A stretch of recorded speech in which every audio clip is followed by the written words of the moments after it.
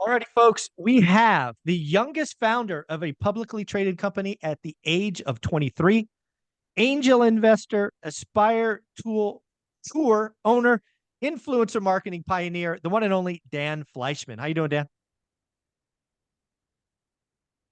Happy to be here. There you go.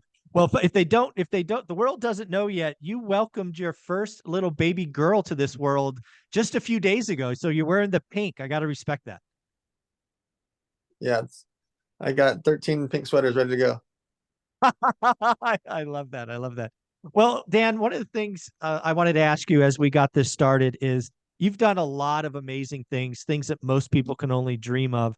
The first question I have for you is, what is your superpower? What are you uniquely good at? Actually, my cell phone is my superpower. Like everything that I've been accumulating over the time is people. So whether I want to Uh, get a restaurant reservation or buy a restaurant, it's a text message away. And so I'm able to network with thousands and thousands and thousands and thousands of people. And I keep compounding that because I throw so many events. There are 42 events a year. And so I'm bringing in more and more humans into my world and into my cell phone. And so the power I have is I can get anything small, medium, and large with a text message. oh, that's amazing. Because one of the things that I talk about all the time in real estate is you've got to continually grow your network. I challenge people to simply meet two new people a week. And some people blow me off like, who can do that? What you're doing is you're meeting dozens and dozens of people a week, and you've been doing it for years. Hence, the cell Yeah, phone is your superpower. exactly. So I want to go back to the beginning because, again, being the youngest to take a company public at 23. I mean, the next person's probably not even close. I mean, you probably beat him by years. What was that like? So that was a whirlwind because, all of a sudden you got thousands of shareholders. You got to do all this reporting, 8K filings, 10Q filings, spending millions of dollars on legal accounting. And like, it's just like a whirlwind of paperwork and legal things you have to be super careful about. But it allowed me access to so much capital, creative deals. It gave you huge credibility. So when I launched the energy drink, when we went public, I got us into 55,000 stores over the next 4 years because I would walk into these rooms, walk into these meetings. I'm publicly traded. There's other energy drinks aren't. There's some huge private ones, obviously, Red Bull, Monster, Rockstar. But being publicly traded made us stand out. And I just had that credibility and leverage that I can get capital anytime I needed it. I got a new order from Costco or Ralph's. I can get 2 million bucks right now. I got an order from this chain store from the military. Great. I need 1.6 million. No problem. I'll raise it this week. Like I could raise money easy because I had a liquid asset that people could see, feel, and touch. Yeah, pretty amazing. From there, if I remember the journey, you went and started a poker site, I believe. Yeah. You also kind of pioneered influencer marketing, right? Where you were probably one of the first people to go out and say, "Hey, I'll give you, I don't know, 100 grand to go do X, Y, or Z post." What do you want to talk about first, poker or influencer marketing? I love them both. On the poker side, on the poker side, I dove in because I just loved the game. I was playing since I was 18 years old. My parents, aunt, uncle, they all played poker or even dealt poker, etc. So I just loved poker. And so once I resigned from the publicly traded company, I wanted another feather in my cap.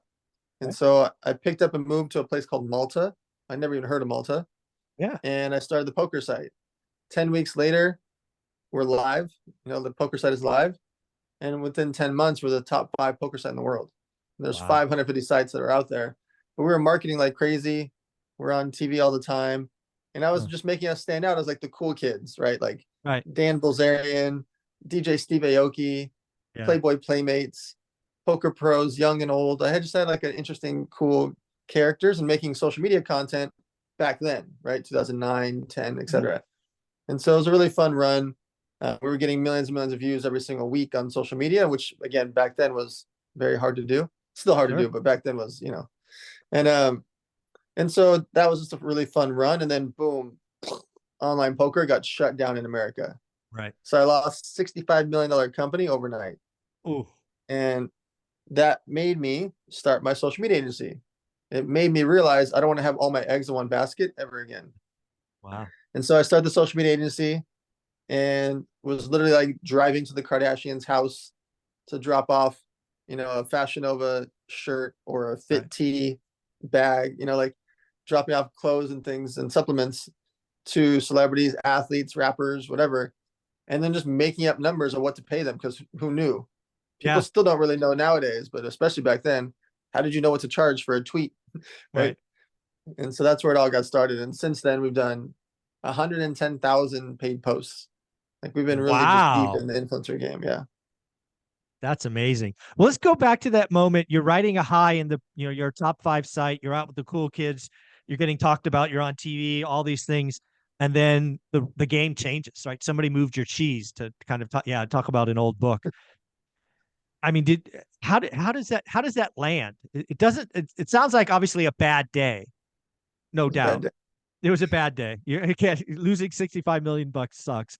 But it also sounds like you were resilient enough to almost immediately pivot, or was there more whining for the pivot?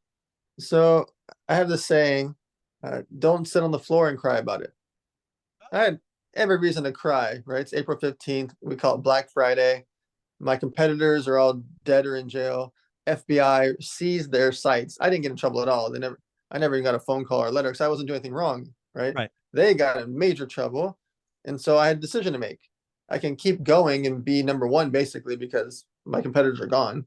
Right. Uh, or do what I did, which was I willingly shut down and just paid 41,000 people back. I paid hundreds of thousands of people back, but 41,000 manually paid back, Mm, which is wow. really hard to do to manually process, credit card returns, PayPal, etc. So that allowed me over the next 4 days to become like the good guy in the space because my competitors couldn't pay anybody back. The Right. government had seized their Seized. funds. Yeah. Seized. Yeah.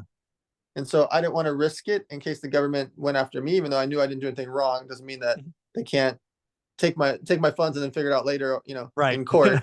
Yeah. And so I watched enough movies, and Yeah. so I just decided it's safer to manually pay everybody back. And in that process, because I was so busy dealing with paying everyone back and like figure out my next step, I didn't cry about it because I was Right. staying busy. Right. And I look back and that terrible moment was the best thing that ever happened to me. It started my social media agency. I Right. started my charity. I make backpacks for the homeless, Nice. um, filled with items. That started literally that same time.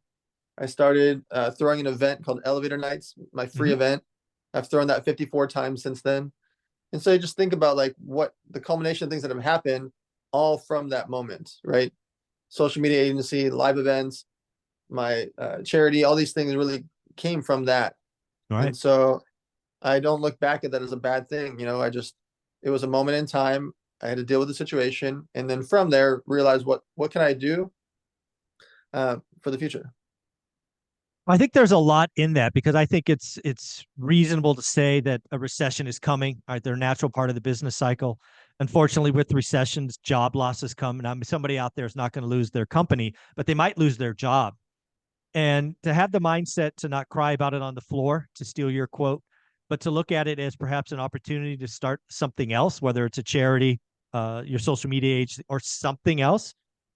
How do you kind of communicate with folks that might get that phone call or tap on the shoulder that, hey, you no longer work here? Yep. How do you tell someone to? So this is the time to really get your new skills.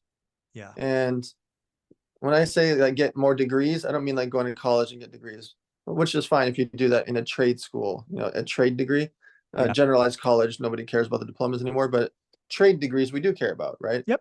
I don't want my doctor to not go to school, right? I don't want my lawyer to not go to school. Like, there's a certain trade that, Sure. um, same thing with a mechanic, etc. Uh, these are the times to get other skills into your tool belt and to level up if you're going to stay in the same career or same niche, level up within there, because as things happen with AI, as things happen with the economy, as the belt gets tightened with companies, layoffs are going to happen. However, new jobs will be created, new positions will be created. And so AI might take out the low level jobs of, jobs that don't take much skill. But Hmm. just because that happens means now people have to watch over the robots, right? They have to Yeah. watch over the AI. And so there are going to be And I just use that as one example. That's going to happen across the board in all different types of realms of society, where companies have to get more nimble. They have to because of inflation. They have to because of the costs going up for so many things within their companies. And so when you just look at it like, why does my muffins and bread and milk cost more? Well, shipping costs more, gas costs more, labor costs more. That price point goes to us. Oh, like, why does our McDonald's cost more?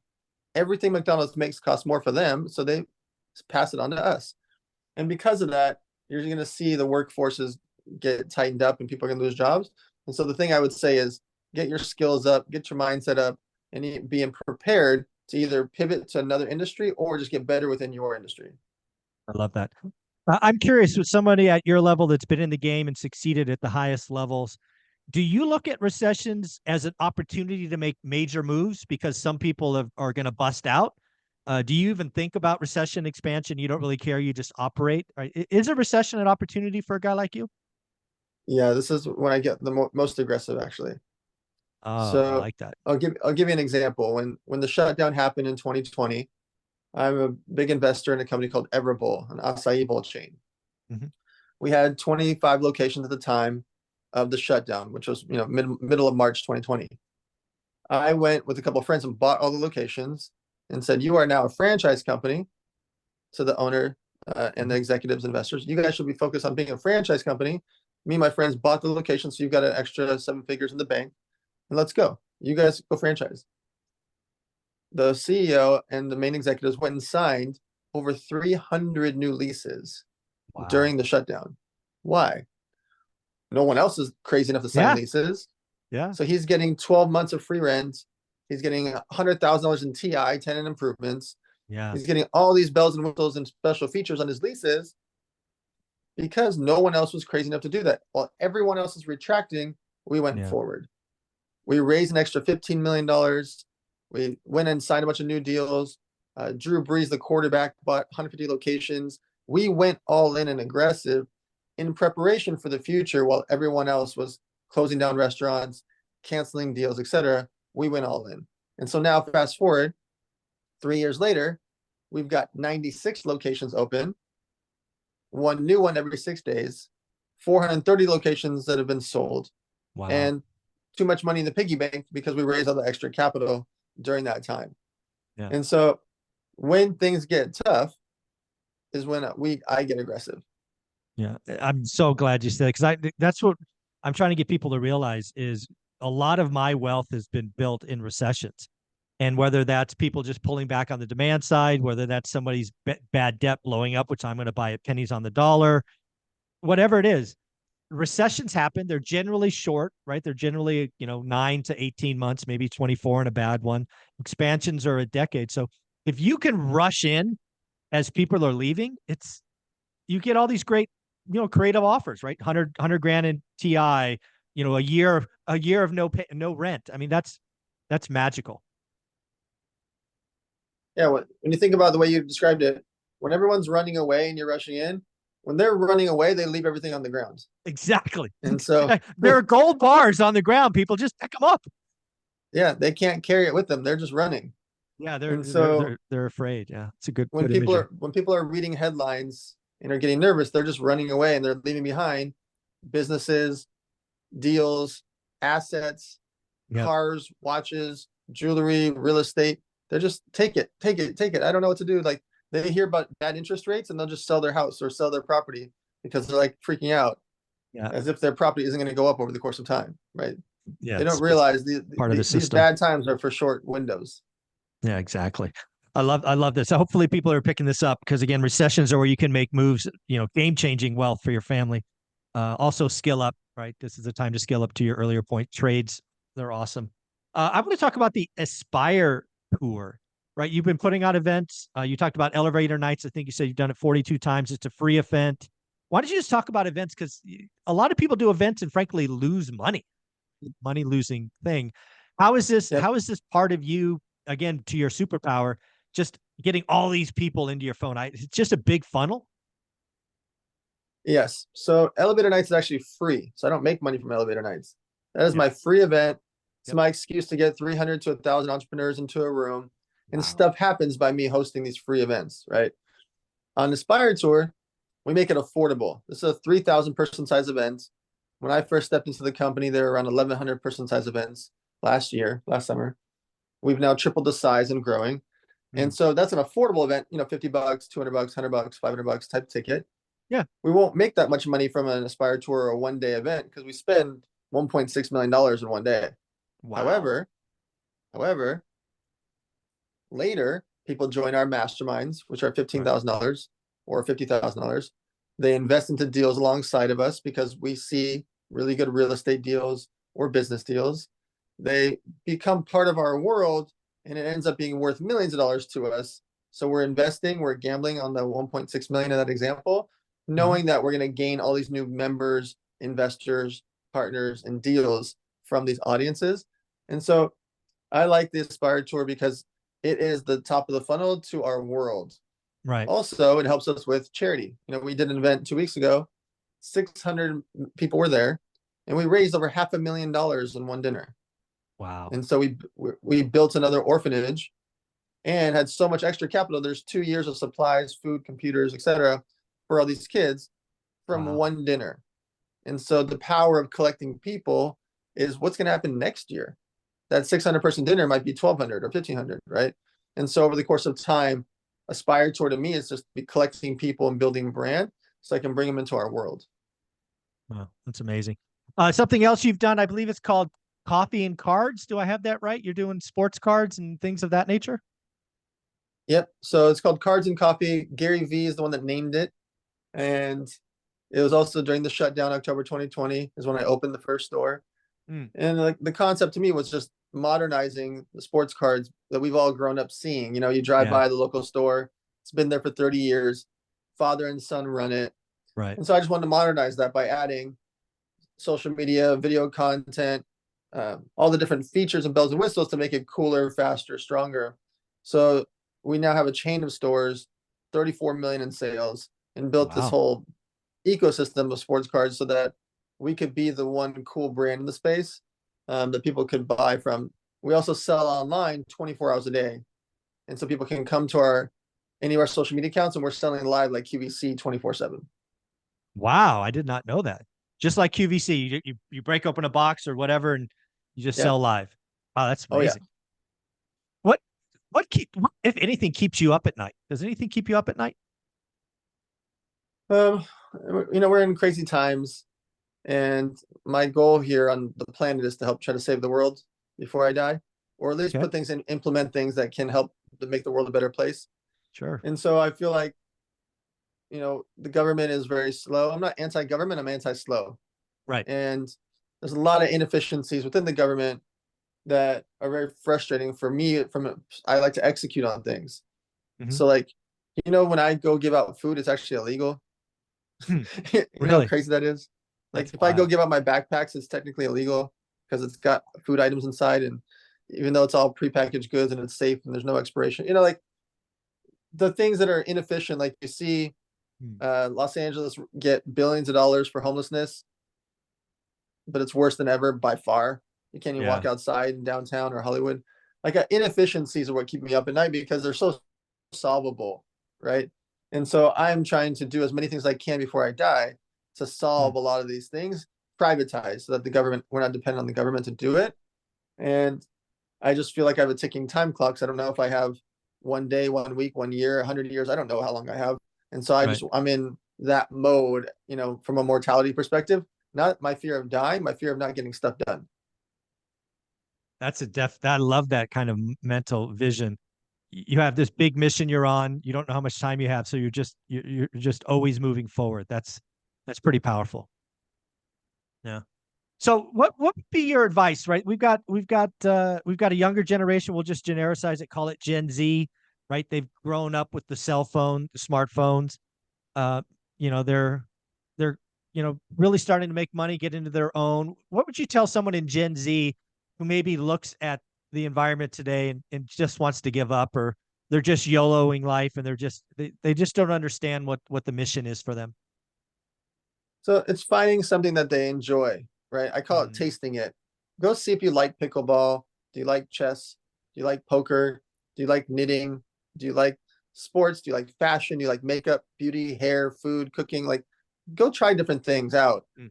You don't have to spend a bunch of money to do these things. They're all things you can do for cheap or free. But try out and find out what you like or what you enjoy. And if you're going to be making social media content, you want to be an influencer, make content about a niche category, and Mhm. that will make you stand out. Brands will pay you more. Deals will happen more often when you're in a niche category than a generalized influencer that, they go get 10,000 followers and they think that they can just go make a bunch of money. You're a generalized micro influencer. But if you had 10,000 followers and all you did was review cars, woof, Right. people want to pay you for that, right? Yeah. All you do is check out headphones and talk about the best headphones. I promise you, headphone companies will pay you for that, right? And Absolutely. so you can get good at a niche category and find out what you're passionate about. It'll come through on your content, and it'll be an actual way to make income. Yeah. The other thing I am big at, so I'm over 50, just to put a context on this, is I think Gen X and baby boomers are missing out on the power of social media and becoming known at something because I can only speak for myself. As somebody who's now 52, there are things that I have loved for decades. I've seen, different iterations of said things.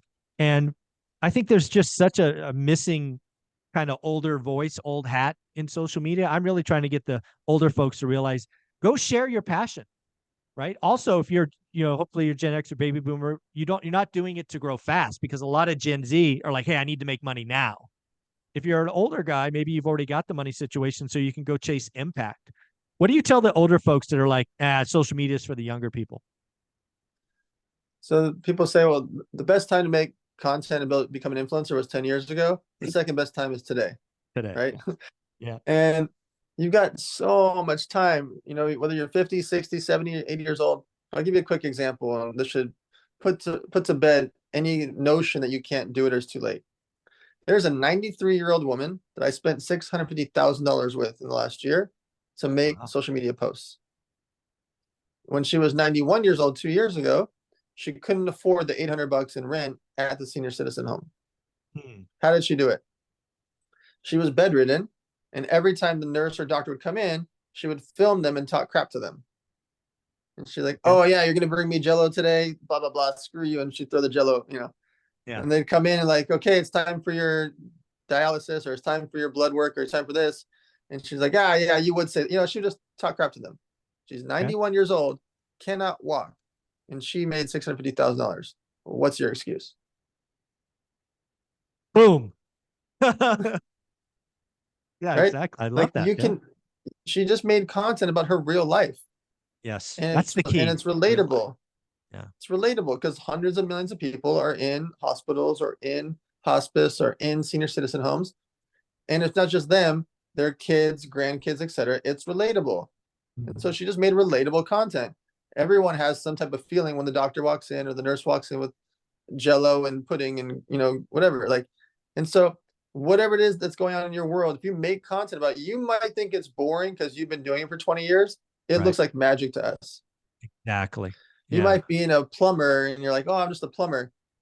I don't know how to fix a freaking I don't know toilet, either. Me neither. Right. right? And by the way, even if we did, we'd like to learn more tricks from you, Mr. Plumber, for 20 years, right? Yeah. And so, like, making content about what you do looks like magic to us. I love that. That's a great phrase, right? To all the Gen X and baby boomers who are out there are still delaying, you have a passion, a history, something that you may, to your point, think is boring or repetitive, but it's magic to us. Go share your experience and voice. I think that's a great imagery you've just given us. I think that's awesome. I'd be curious because again, you are dealing in commercial real estate, right? You've got a lot of spaces, you've done all these things. Uh, in the commercial real estate space, multifamily office, I think there's a lot of people that frankly did a lot of bad loans, right? Some bad deal structures, bridge debt, short term, adjustable rate. I think there's a lot of pain coming, but also a lot of opportunity. Do you have any thoughts about commercial real estate? Yeah, I think commercial real estate is going to get hit the hardest of anything that happened in our economy. And the reason is this insane notion about working from home. Mm, And when you think about what happens to companies that used to have 20,000 square feet, and now they need 3,000. Right. They're never going to go back to 20,000 because they can't get their employees to come back. What happens to the massive retailers that went bankrupt that had 150,000 square foot and they were the main tenant in a plaza? Right. Who's going to fill that up? Who's coming? And so when you think about that, what happens to the other tenants in that parking lot if TJ Maxx is not there anymore, or Right. Ross is not there anymore, or Toys R Us is not there anymore, whatever these brands, if they're not there anymore, no one's coming to fill it. And you're the retailer that has 1,200 square feet next door, and now you lost all your traffic. What do? Right. You close down too. And so when you start to think about high-rise buildings that were charging these insane rates, your main tenant moves out. Who's coming? Who's coming? Like, and so like when you just think about that part of it, that's why I believe that the banks are offering 5% CDs Mm. because they need your capital to fix Yeah. their situation with commercial real estate. Yeah. Because remember, They're for trying all to our clean up. lives, Yeah. CDs were like 0.5% or 1%, right? Exactly. And now they're sending us ads to give it to us for 5.1%, which is insane. And it's Yeah. great, by the way, for everyone listening. Yeah. If you Go got get money it. you don't know how to invest, just put it in your own bank and Yeah. get Go get 5%. 5%. Yeah. Exactly. Good advice. Yeah. And so yes, commercial real estate is in a very, very tough spot, and I don't see a lot of fixes outside of like converting it to residential, converting it to schools. I very much see malls converting to residential. Okay. Yeah, that's going to be the key, because I think you're absolutely right. Lots of pain coming, reuse is coming. It's going to be, how do you convert these things, right? Because the floor plan, or the plate, as they call it, it's very different in an office versus Yeah, residential, and all for those things. sure. So love that, love that. Well, if I'd be remiss if we didn't go to single family, right? There's a lot, like if you want to grow on YouTube in the finance niche, talk about home crash. That'll get you lots of views. It's not where I believe. I think we've already had the crash. It was in transactions, not price. But what do you think, and what are your what's out there with residential real estate? So here's why we're not going to have a home crash. And everyone's so focused on interest rates. A couple of things. One, when Trump gets reelected, interest rates will get a bit fixed. Maybe not going to go all the way back, but there's going to be some fix because by default, when he gets reelected, you're going to see a big spike in our economy. Part two, and most important, we have a massive shortage of residential real estate that's been built.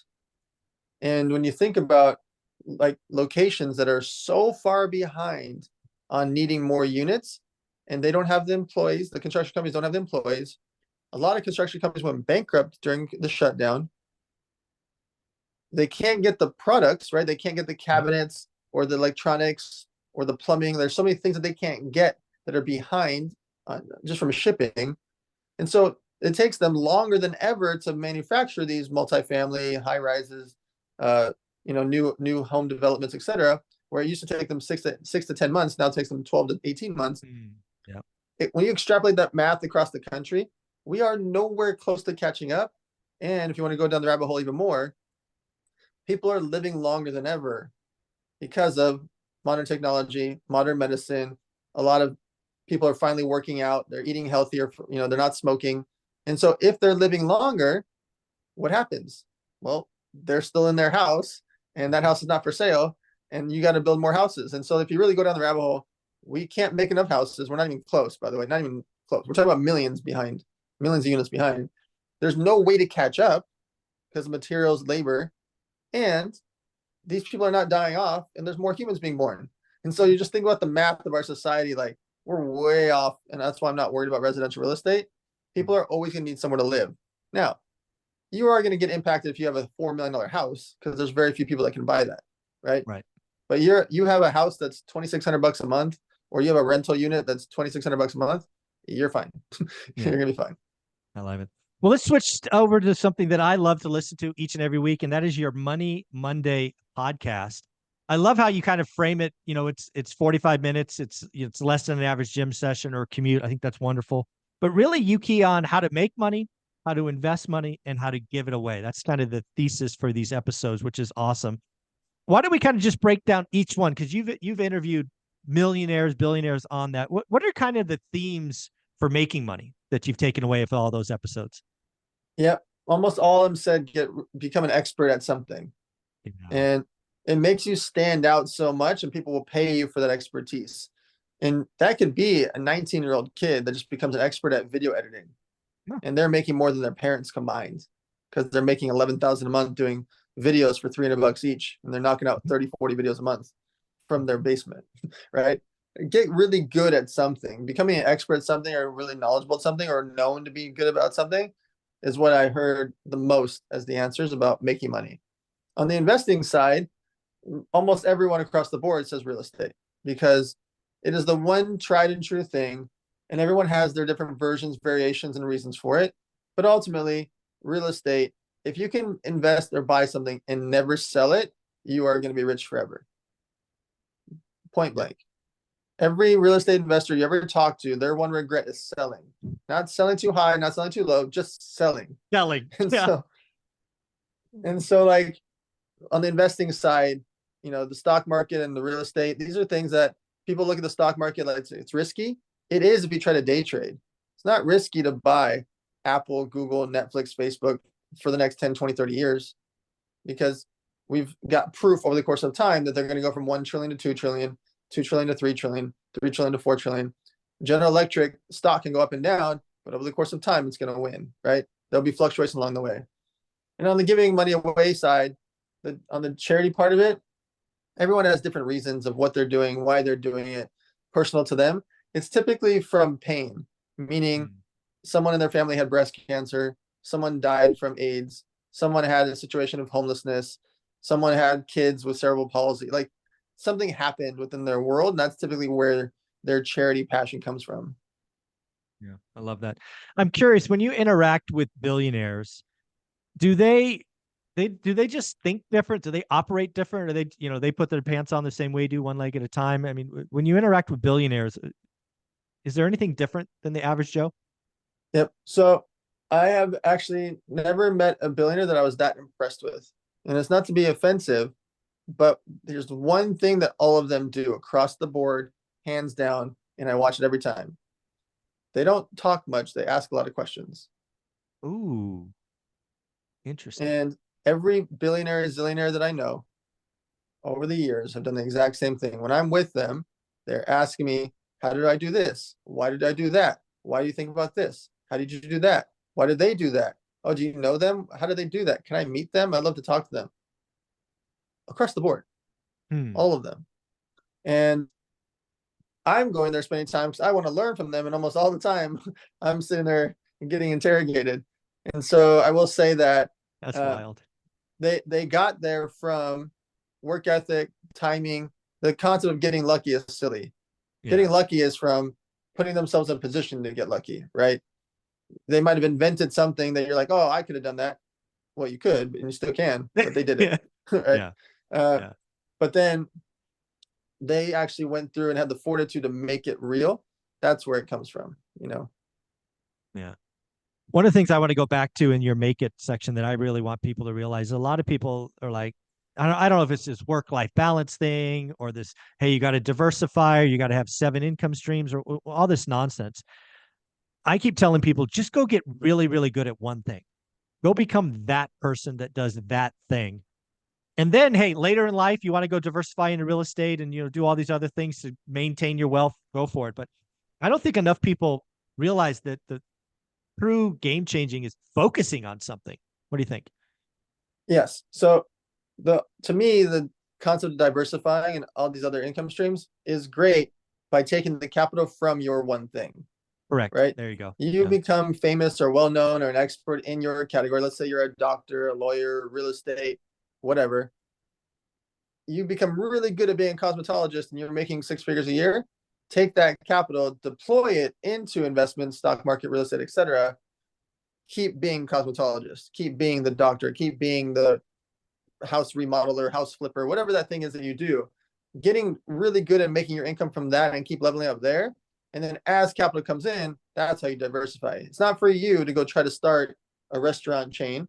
You can invest in one. It's not for you to go start karate studios. You can invest in karate studios.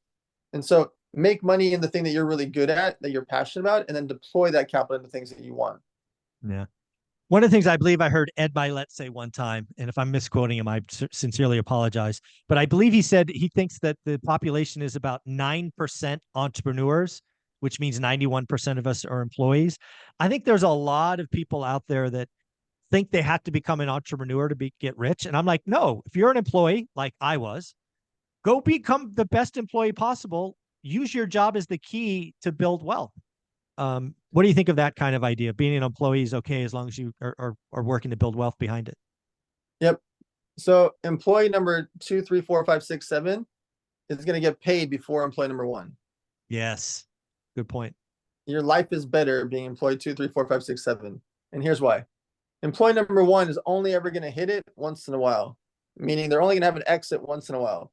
And along the way, they are very last to get paid, if ever. There are companies I have, like I mentioned, Cards and Coffee, $34 million in sales. Guess how much I've been paid?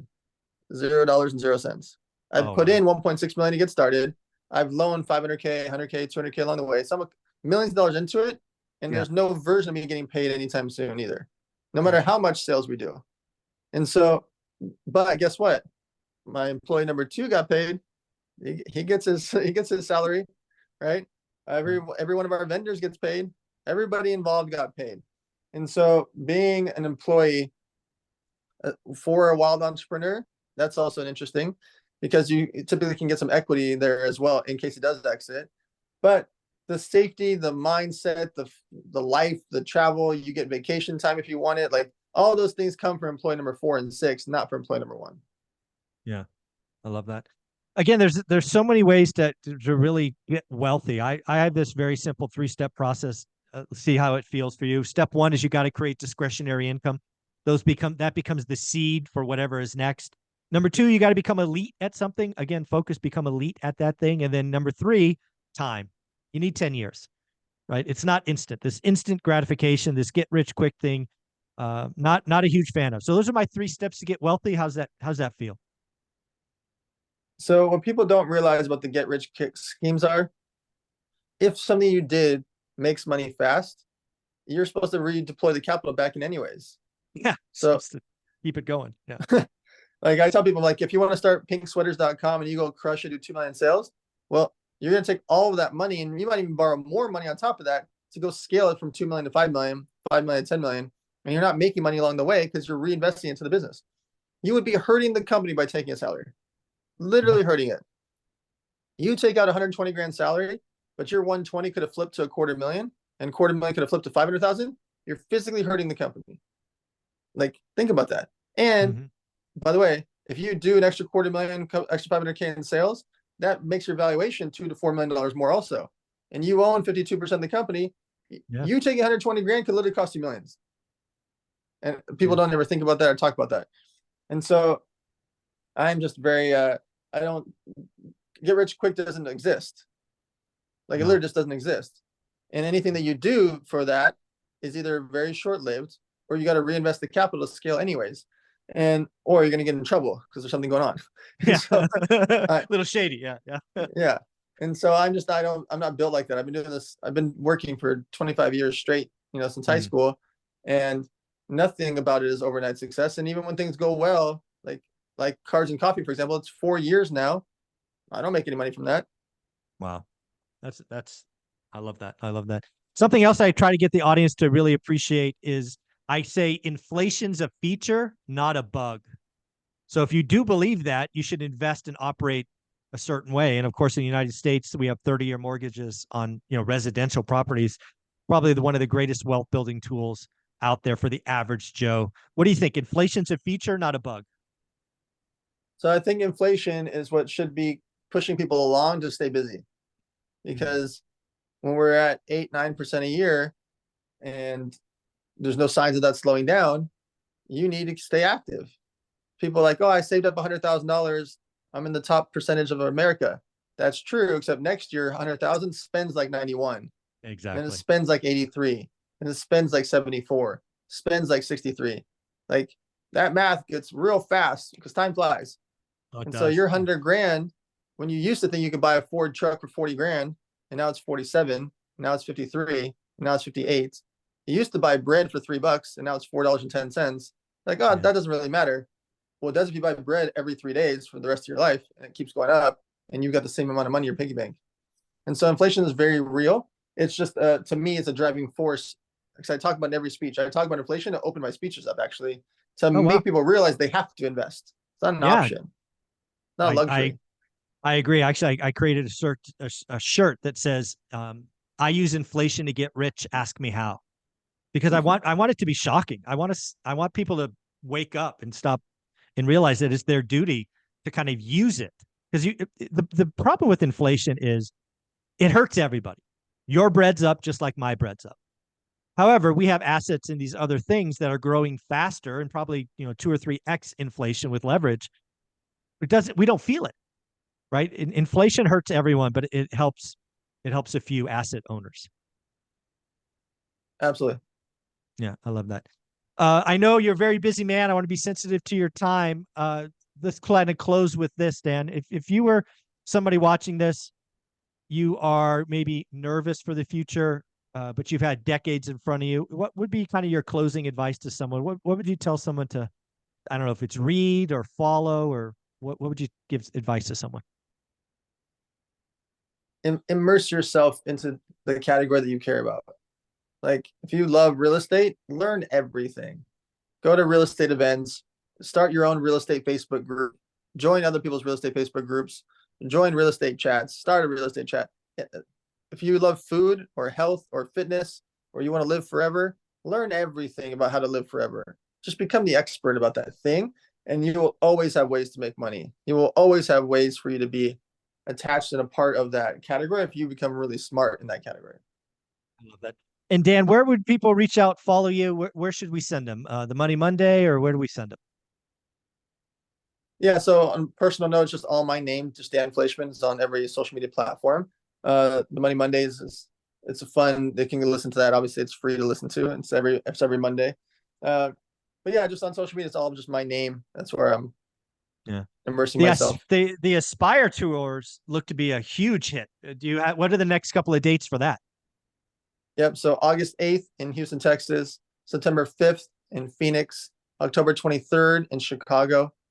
It's all every month. I love that. I love the fact you know that right off the top of your head. That's pretty awesome. Dan, again, congratulations on your little baby girl. The pink sweater is awesome. Thank you for being here. Shout out Pace for making the introductions. Thanks, buddy.